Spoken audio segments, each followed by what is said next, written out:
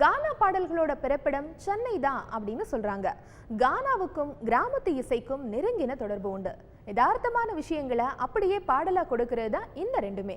கிராமத்து இசை மூலமா திரைத்துறையில இப்ப கலக்கிட்டு இருக்கிற பாடகர்கள் பத்தி தான் நாம இப்ப பார்க்க போறோம். நாட்டுப்புறம்னா நாட்டுக்கு புறம்பான இசைன்னு ஆயிடுது. அதனால அதை சொல்ல வேணான்னுட்டு நான் மக்கள் இசை, மக்களுக்காக மக்களே பாடுகிற பாட்டு. சினிமா மக்கள் இசை பாடல்கள்லாம் நான் பாடி அதை மக்கள் கேட்டு சந்தோஷப்பட்டு என்னை பாராட்டி என்னை மக்கள் இசை பாடலில் ஒரு பெரிய இடம் கொடுத்து சீராட்டினாங்க.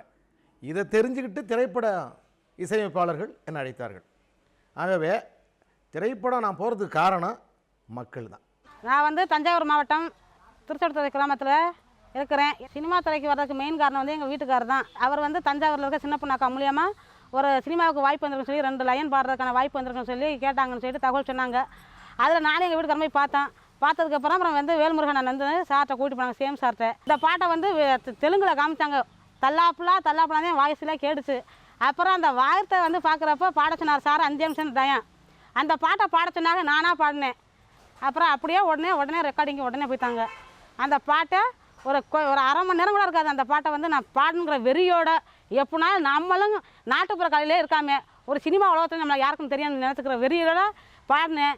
பறவைகள் சரணாலயம் உங்களுக்கு எல்லாருக்கும் தெரியும். ஏன்னா பிரபலமான ஊர் அது, வேடந்தாங்கல் சொன்னாலே. அந்த கிராமத்தில் பிறந்த இன்றைக்கி நான் பல நாடுகளுக்கு போயிட்டு என்னோட இந்த பாடல் மூலிமா போயிட்டு வந்துட்டுருக்கேன்.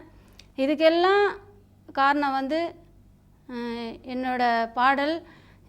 என்னோட அம்மாவை தான் நான் முதல்ல சொல்லணும். அவங்க தாலாட்டு மூலிமா தான் எனக்கு இந்த பாட்டு எனக்கு வந்திருக்குது. அதோட வயல் காட்டில் வேலை செய்யும் போது எல்லோரும் எங்கள் அம்மா என்னை தூக்கிட்டு போவாங்க. தூக்கிட்டு போயிட்டு வரப்பில் உட்கார வச்சுட்டு எல்லாம் வேலை செய்யும் போது பாட்டு பாடுவாங்க. அதெல்லாம் எனக்கு கேட்டு தான் எங்கள் அம்மா எனக்கு பாலை ஊட்டுறதுக்கு பதில் பாட்டையும் ஊட்டியிருக்கிறாங்க.